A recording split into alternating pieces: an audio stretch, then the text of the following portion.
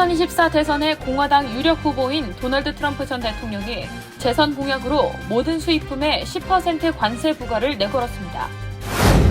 오는 11월 치러지는 뉴저지 본선거에 역대 가장 많은 한인 후보 25명이 출사표를 던져 그 어느 때보다 당선 여부가 주목되는 가운데 후보들이 선거 캠페인에 본격 나서고 있습니다.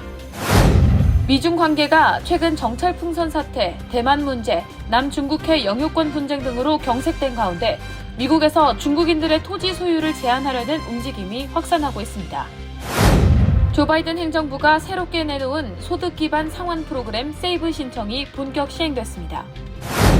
민권센터가 뉴저지주 세금 환급 프로그램인 앵커 프로그램에 대한 신청 대행을 무료로 접수받기 시작했습니다.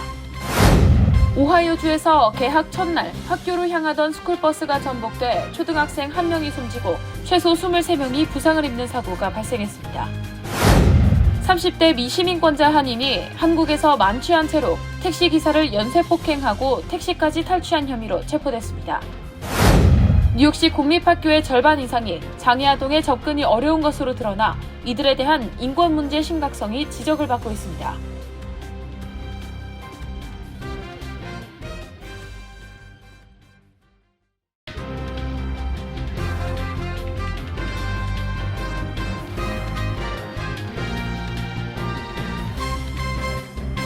여러분 안녕하십니까? KBTV 뉴스 9 이창원입니다. 재임 기간 일방적인 보호 무역 정책으로 여러 나라와 갈등을 빚은 도널드 트럼프 전 대통령이 재선 공약으로 10%의 보편적 관세를 내걸었습니다. 모든 수입품에 10% 관세를 부과하겠다는 방침입니다. 보도에 전장 기자입니다. 트럼프는 팍스 비즈니스에 출연해 외국 생산자의 모든 상품에 수입 시 일정 금액의 세금을 부과하는 보편적 관세의 필요성을 밝혔다고 언론들이 보도했습니다. 트럼프는 방송에서 기업이 미국에 들어와서 제품을 팔려면 자동으로 10%의 세금을 내야 한다고 생각한다며 그 돈은 빚을 갚는 데 사용될 것이며 10%라 해도 엄청난 금액이라고 말했습니다. 트럼프는 앞서 지난 2월 선거 캠페인에서 공개한 동영상에서도 미국의 노동자를 보호하기 위한 제안이라며 보편적 관세의 필요성을 알린 바 있습니다. 그는 이 목표를 달성하기 위해 대부분의 외국 제품에 대해 보편적인 기본 관세 시스템을 단계적으로 도입할 것이라고 밝혔습니다.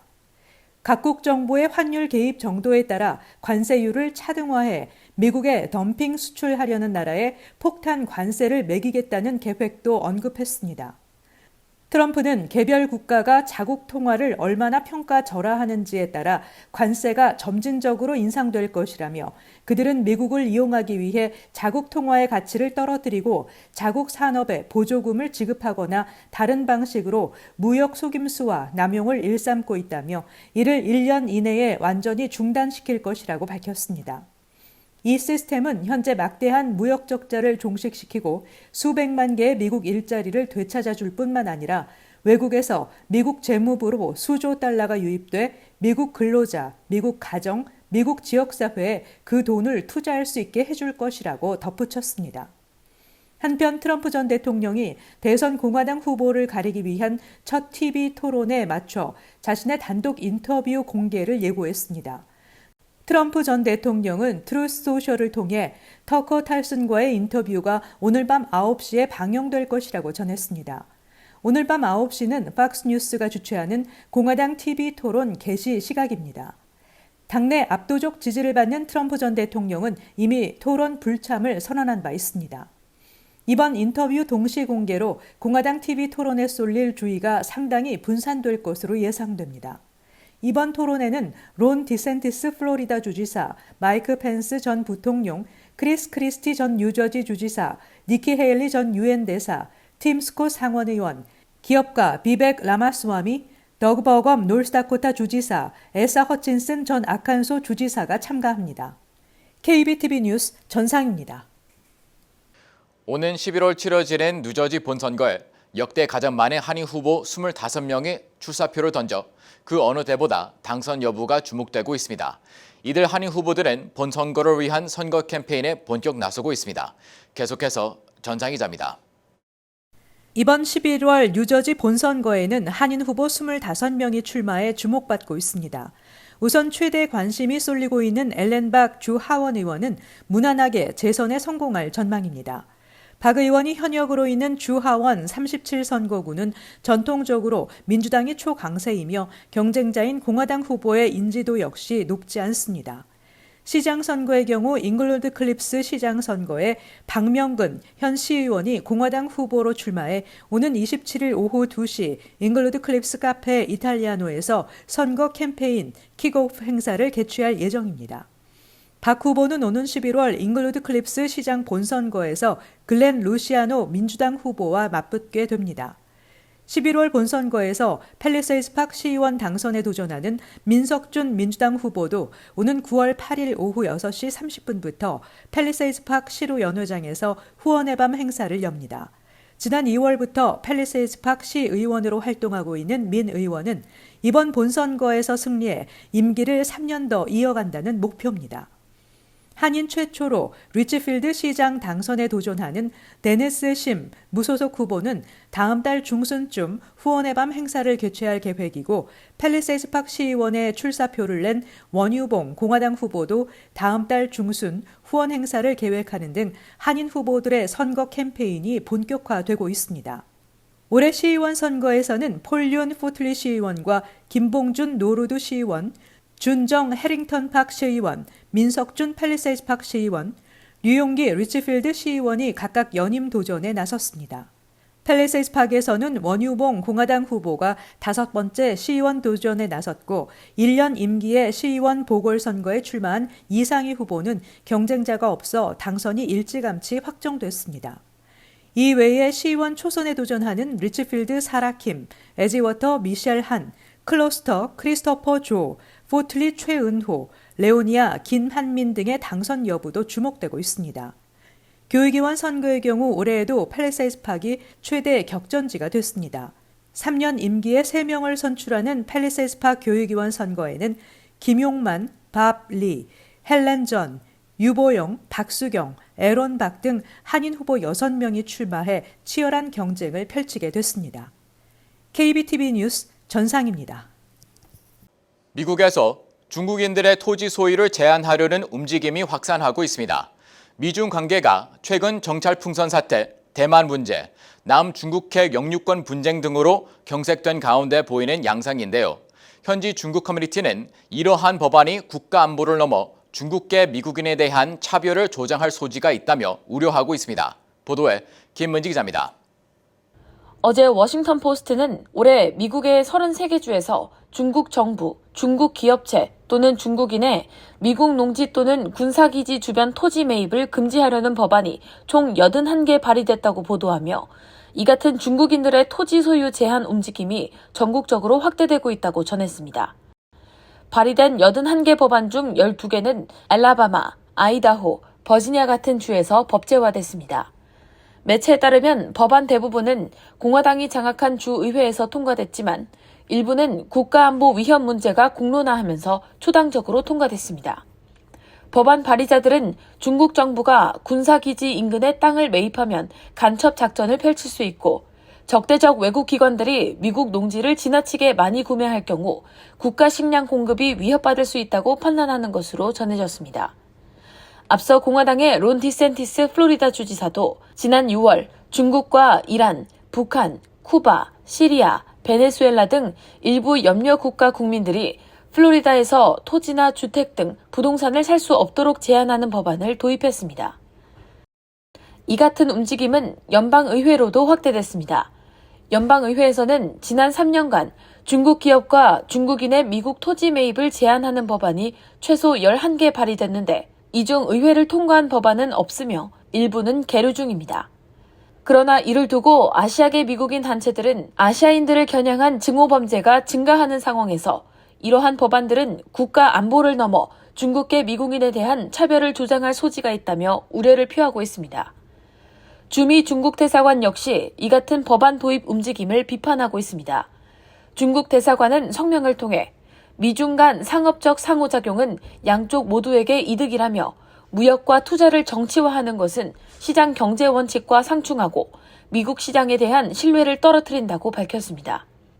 이어 이러한 제안은 미국에서 아시아인들에 대한 인종차별을 부채질하며 미국의 가치에도 역행한다고 덧붙였습니다.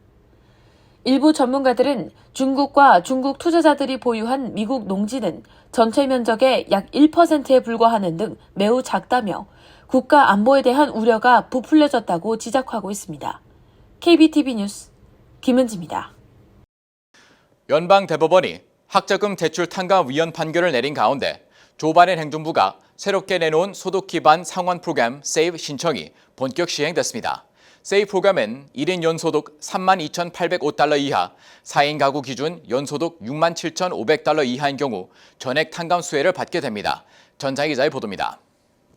조 바이든 대통령의 핵심 공약이었던 학자금 대출 탕감 정책에 대해 연방 대법원이 위헌 판결을 내림에 따라 바이든 행정부는 새로운 학자금 조정 프로그램 SAVE의 시행을 발표했고, 새 프로그램은 대출자의 소득과 가족수에 따라 상환액을 결정한다는 취지를 갖고 시행됩니다.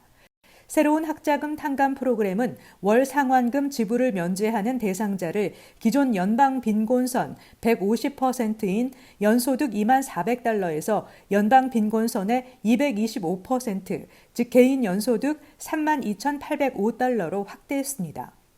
학자금 대출 상환액 징수 한도를 실소득에서 생활비를 제외한 금액의 10%에서 5%까지로 인하하며, 학자금 대출 원금이 12,000달러 이하인 채무자는 10년간 부채를 갚은 경우 남은 채무가 탕감됩니다. 단 대출 원금이 12,000달러 이상인 경우 1,000달러 초과액마다 탕감을 위한 상환 기간이 1년 추가된다는 내용을 포함하고 있습니다. 새로운 학자금 탕감 프로그램에 따라 1인 대출자 기준 연소득 32,805달러 이하, 4인 가족 기준 연소득 67,500달러 이하인 경우 월 갚아야 할 금액이 전면 면제돼 약 100만여 명이 남은 학자금 전액을 감면받을 수 있을 것으로 추산됩니다. 교육부는 일부 대출자들은 상환액의 절반 정도를 감면받을 수 있을 것으로 예측했으며, 최소 10년 이상 학자금을 상환한 경우 남은 빚은 탕감될 수 있다고 설명했습니다. 프로그램을 신청하면 연방교육부에서 이메일로 접수증을 발송하며 프로그램 자격 검증이 완료될 경우 10월부터 새롭게 적용되는 학자금 상환액을 납부하게 됩니다. 또 바이든 행정부는 연방 대법원 판결에 대응 조치로 오는 10월부터 학자금 대출 상환 재개 시 대출자들이 제때 상환을 하지 못하더라도 신용 등급을 낮추지 못하도록 하는 온램프 프로그램을 시행합니다. KBTV 뉴스 전상입니다. 민권센터가 뉴저지주 세금 환급 프로그램인 앵커 프로그램에 대한 신청 대행을 무료로 접수받고 있습니다. 특히 혼자 접수하기 어려운 시니어분들은 이번 무료 대행 업무를 통해 보다 편리하게 혜택을 받아볼 수 있을 것으로 기대됩니다. 보도에 정지원 기자입니다. 민권센터는 22일 뉴저지 주택 소유주와 세입자들에게 주정부가 제공하는 올해 앵커 프로그램에 민권센터가 상담과 함께 신청 대행을 실시할 예정이라고 밝혔습니다. 작년에 이어 올해도 실시되는 앵커 프로그램의 주요 혜택 수혜 자격은 2020년 10월 1일 기준 뉴저지주 거주민이어야 하며, 2020년 재산세 납부 기준 총 수입이 연 15만 달러 미만자에 한해 1,500달러가 지급됩니다. 65세 이상의 시니어의 경우 스테이 뉴저지 프로그램이 시행되는 2026년 전까지 250달러를 추가해 총 1,750달러를 받게 될 예정입니다. 연수입 15만 달러에서 25만 달러일 경우 1,000달러가 지급되며 65세 이상 시니어의 경우 1,250달러를 지급받습니다. 세입자의 경우 합법 렌트 거주자여야 하며 2020년 수입이 15만 달러 미만일 경우 65세 미만에게 450달러, 65세 이상에게는 700달러가 지급됩니다. 뉴저지주 정부는 지난해부터 실시한 앵커 프로그램에 신청을 마친 주민 170가구를 대상으로 올해 3월 말부터 5월까지 수혜금에 대해 계좌 이체 및 체크 발송을 마쳤습니다. 지난해와 올해 초 앵커 프로그램 신청을 했던 주민들은 올해 수혜를 받기 위해 자동 재신청이 되지만 신청 정보가 바뀌었거나 처음 신청하는 주민의 경우 온라인 혹은 전화 등으로 별도의 신청을 해야 환급을 받을 수 있으며, 세급 환급금은 10월에서 12월 사이에 신청 순으로 지급됩니다. 개인정보가 바뀐 주민의 경우 오는 9월 30일까지 온라인이나 전화를 통해 혹은 용지를 작성해서 신청할 수 있습니다. 지난해와 올해 초 앵커 프로그램 신청을 완료했음에도 불구하고 재신청 관련 우편물을 받지 못한 경우 주택 소유주는 전화 또는 온라인을 통해, 세입자의 경우 온라인으로 신청할 수 있습니다. 만약 수혜 자격을 갖추었음에도 불구하고 앵커 프로그램을 단 한 번도 신청하지 않은 주민들은 올해 12월 29일 전까지 신청을 완료할 경우 신청 시점 이후 90일 전후에 혜택이 지급됩니다. 민권센터 측은 앵커 프로그램이 환급 액수가 적지 않으며 이미 납부한 세금에 대해 환급을 받는 혜택이므로 자격 조건을 갖춘 한인들은 한 명도 빠짐없이 신청을 마칠 것을 당부했습니다. 앵커 프로그램 수혜 자격 및 환급 내용은 재무국 웹사이트에서 확인할 수 있습니다. KBTV 뉴스 정지원입니다. 오하이오주에서 개학 첫날 학교를 향하던 스쿨버스가 전복돼 초등학생 1명이 숨지고 최소 23명이 부상을 입었습니다. 특히 이 차량에 승객용 안전벨트가 장착돼 있지 않아 피해가 컸던 것으로 알려졌습니다. 계속해서 보도에 정지원 기자입니다. 어제 오전 오하이오 중부 클라크 카운티 41번 도로에서 스쿨버스가 중앙선을 넘어 마주오던 미니밴과 충돌한 뒤 뒤집혔습니다. 사고 당시 버스에는 학생 52명이 타고 있었으며 부상자 중 1명은 중상이라고 현지 경찰은 전했습니다. 관할교육청은 사고가 난 스쿨버스가 초등학교 학생들을 위한 노선을 돌고 있었다고 밝혔습니다. 오하이오 주경찰은 동쪽 방향 차선의 미니밴이 중앙선을 넘어 스쿨버스가 달리던 서쪽 방향 차선을 침범했다며 스쿨버스 기사가 갓길로 차를 피하려 했으나 충돌을 면치 못했다고 설명했습니다. 스쿨버스는 도로를 벗어나며 전복됐고 미니밴도 인근에 멈춰섰습니다. 담당 경찰은 비극적인 사고라며 사고가 난 스쿨버스에 안전벨트가 장착되어 있지 않았다고 전했습니다. 도로교통안전국은 대형 스쿨버스에 대한 안전벨트 장착 여부를 관할 지자체가 자체적으로 결정하게 하고 있습니다. 스쿨버스 운전기사는 안전벨트를 맨 상태였으며 큰 부상은 없는 것으로 확인됐습니다. 경찰은 정확한 사고 원인을 조사 중입니다. KBTV 뉴스 정지원입니다. 30대 미 시민권자 한인이 한국에서 만취한 채로 택시 기사를 연쇄 폭행하고 택시까지 탈취한 혐의로 체포됐습니다. 용의자는 부산에서 범행을 저지른 지 11시간 만에 울산에서 검거됐습니다. 보도에 김문지 기자입니다.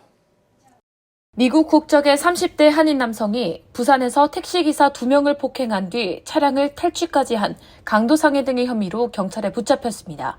현지 시각 21일 부산 동부경찰서에 따르면 용의자는 현지 시각 20일 오전 5시 30분경 부산 동구 초량동의 한 거리에서 승차 시비를 벌이다 한 70대 택시기사를 주먹으로 폭행한 혐의를 받고 있습니다. 용의자는 이후 또 다른 택시를 불러 세운 뒤 그 택시의 70대 운전기사를 폭행했고 급기야 택시를 빼앗아 700m가량 운전한 혐의도 받고 있습니다. 용의자는 당시 음주 상태에서 운전하다가 담벼락을 충돌하자 택시를 버리고 달아났고 경찰은 CCTV 분석 등 도주로 추적을 통해 범행 11시간 만인 같은 날 오후 4시경 울산에서 용의자를 검거했습니다. 용의자는 경찰서에서 당시 술에 만취해 왜 범행했는지 기억이 나지 않는다고 진술했습니다. 경찰은 검거한 용의자와 피해자 등을 상대로 정확한 범행 경위를 수사하고 있습니다. 미시민권자 한인인 용의자는 가족을 만나기 위해 범행을 저지르기 전날 한국에 입국했고 KTX를 타고 부산에 온 것으로 알려졌습니다. KBTV 뉴스 김은지입니다. 뉴욕시 공립학교의 절반 이상이 장애 아동들의 접근이 어려운 것으로 드러났습니다. 장애 아동들의 이동성에 제한이 있다는 의미인데요. 이들에 대한 인권 문제 심각성이 지적받고 있습니다. 보도에 김문지 기자입니다. 오늘 아동보호단체가 발표한 보고서에 따르면 10개 학교 중 4개 학교에는 휠체어가 접근 가능한 교실이 전혀 없어 학교 개학을 단 2주 앞둔 상황에서 수백 명의 아이들이 학교에 완전히 접근할 수 없는 것으로 집계돼 문제의 심각성을 안겨줬습니다. 뉴욕시에서 장애 아동이 자유롭게 접근할 수 있는 학교는 1,400여 곳 중 34%에 불과한 것으로 드러나 장애 아동 인권에 대한 편의시설이 낮은 수준임을 나타냈습니다. 뉴욕시 전체 학교 가운데 약 20%는 부분적으로 접근이 가능하고 5%는 개선 작업 중에 있으며 나머지 41%는 접근이 완전히 불가능한 것으로 나타났습니다. 킴 스위트 뉴욕 아동 옹호단체 이사는 시설에 접근할 수 없다는 이유로 어떤 어린이도 학교에서 외면당해서는 안 된다고 말했습니다. 연방법에 따라 장애인은 공립학교를 포함한 공공 프로그램 및 서비스에 동등하게 접근할 권리가 있습니다. 뉴욕시는 최근 몇 년 동안 그 약속에 더 가까이 다가가기 위해 오랫동안 지연된 조치를 취했지만 여전히 많은 어린이들이 인근 학교에서 퇴학을 당하고 있는 실정입니다. 아동 옹호자들은 뉴욕시의 향후 1개년 자본 계획에서 12억 5천만 달러를 시설 개선 작업에 계속 투자할 것을 요청하고 있습니다. 이는 자본 계획의 약 5에서 6%를 차지하는 것으로 이는 5년 동안 도시 전역 주요 건설 프로젝트의 자금을 지원하게 됩니다. 학교 건설 당국 대변인인 케빈 오티즈는 뉴욕시 공립학교와 학교 건설 당국이 협력해 65개의 접근성 프로젝트가 진행되고 있음을 확인했으며 초등학교 건물의 최소 절반이 완전히 또는 부분적으로 접근할 수 있도록 하는 궤도에 있다며 우리는 더 많은 학교의 접근성을 개선하기 위해 지지자와 학부모 및 이해관계자들과 함께 오는 2025년에서 2029년까지 자본 계획에 대해 협력하기를 기대한다고 말했습니다. 접근성이 떨어지면 특정 건물을 이용하는 장애 학생에게만 영향을 미치는 것이 아니라 그와 관련된 교사, 학부모 및 형제 자매에게도 부정적 영향을 미칩니다. 한 장애 아동의 어머니는 아이가 단지 신체적인 장애 때문에 그들이 좋아할 수도 있는 프로그램들에서 제외되어야 한다는 것이 부모 입장에서 좌절감을 느끼게 한다며 뉴욕시의 학교 접근성 개선 작업은 그 무엇보다 절실하고 시급한 당면 과제라고 밝혔습니다. KBTV 뉴스 김은지입니다. 뉴욕 관광청이 9월 4일부터 17일까지 티켓 한 장 가격에 2장을 주는 뉴욕 브로드웨이 위크 이벤트를 마스터카드와 함께 개최합니다. 올해로 12년째를 맞는 뉴욕 브로드웨이 위크에는 신작 백 투 더 퓨처와 인기작인 알라딘을 포함해 24개 작품이 참여합니다. 뉴욕 관광청 관계자는 뉴욕 브로드웨이 위크는 토니 어워드 수상작, 아이들과 함께 즐길 수 있는 공연, 그리고 꾸준히 사랑받는 클래식 공연 등으로 다양하게 구성돼 있다며 올 가을 뉴욕을 찾는 모든 관광객과 주민들에게 세계 최고의 작품을 합리적인 가격에 제공하게 됐다고 전했습니다. 부동산 중개인 협회에 따르면 7월 기존 주택 매매 건수가 전월에 비해 2.2% 감소한 407만 건으로 집계됐습니다. 전년 같은 기간에 비해 16.6% 감소한 것입니다. 이는 올해 1월 이후 가장 낮은 매매 건수이며 주택 거래 성수기인 7월 기준으로는 2010년 이후 가장 낮은 수준입니다. 7월 거래된 미국 기존 주택 중위가격은 40만 6,700달러로 전년에 비해 1.9% 상승했습니다. 고금리로 주택 매매 수요가 줄어든 가운데 기존 주택 매물 공급이 더 줄어든 게 거래 감소와 집값 상승세 지속의 주된 배경으로 작용했습니다. 뉴저지 주 검찰청은 노동절을 앞두고 주 전역에서 실시되는 음주운전 집중 단속이 오는 9월 4일까지 이어진다고 밝혔습니다. 단속은 주 경찰과 카운티 셰리프국, 각 로컬 경찰이 협력해 이루어지게 됩니다. 이번 단속에는 98개 로컬 경찰이 참여합니다. 뉴저지 한인 밀집 지역에서는 클립사이드 파크, 에지워터 경찰서 등이 주정부로부터 지원금을 받아 단속에 참여합니다. 뉴저지에서는 지난해 노동절 집중 단속을 통해 169건의 음주운전이 적발된 바 있습니다. 뉴욕시는 다음 달 5일부터 단기 숙박 공유 규례 조례를 시행하고 단속을 강화할 방침입니다. 이제는 30일 이내로 세를 내주고 돈을 받으려는 호스트는 시정부에 개인정보와 렌트 수익, 계좌 정보를 의무적으로 신고해야 합니다. 뉴욕주와 뉴욕시는 이 정보를 근거로 관광세와 판매세, 호텔세 등을 부과할 계획입니다. 뉴욕주는 그동안 에어비앤비 사용 시 숙박세는 징수했지만 판매세는 걷지 않았습니다. 또한 호스트는 게스트에게 전체 집을 빌려주는 것을 금지하며 30일 이내의 단기 체류 기간에 집의 일부를 공유하는 행위만 허용됩니다. 이 같은 조례는 에어비앤비 차익 거래에 뛰어든 뉴요커들이 많아지면서 렌트가 더욱 급증한다는 지적에 따라 시행됐습니다. 잠시 후 커뮤니티 브리핑을 전해드립니다.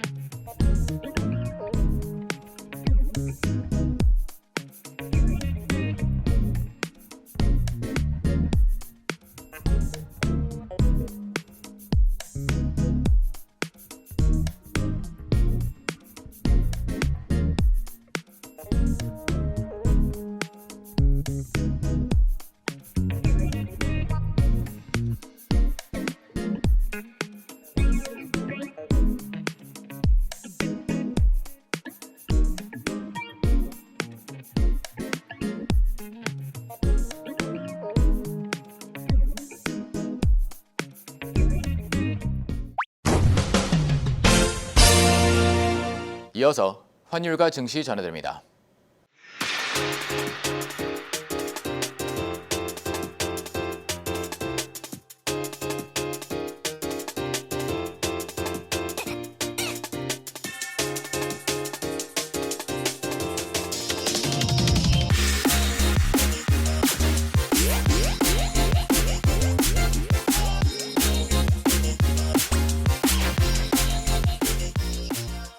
잠시 후 뉴욕과 뉴저지 날씨 전해드립니다.